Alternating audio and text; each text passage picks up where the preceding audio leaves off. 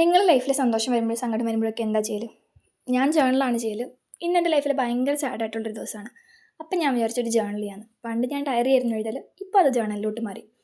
ഈ journal set ഞാൻ ഈ ഇയർ തുടങ്ങിയ ടൈമിൽ മേടിച്ചതായിരുന്നു. ബട്ട് ഞാൻ ഇതുവരെ ഉപയോഗിച്ചിട്ടില്ല. ഇന്നാണ് ഫസ്റ്റ് ഇത് ഉപയോഗിക്കുന്നത്. ആ ബുക്ക് ചെറുതായതുകൊണ്ടായിരിക്കാം എനിക്ക് ഉപയോഗിക്കാൻ തോന്നിയിട്ടില്ല. അപ്പോൾ ഇന്ന് നമുക്ക് ജേർണൽ ചെയ്യാം. ഞാൻ ചെയ്തു തുടങ്ങിയപ്പോൾ എൻ്റെ മൈൻഡിൽ കുറേ കോട്ടൊക്കെ ഉണ്ടായിരുന്നു.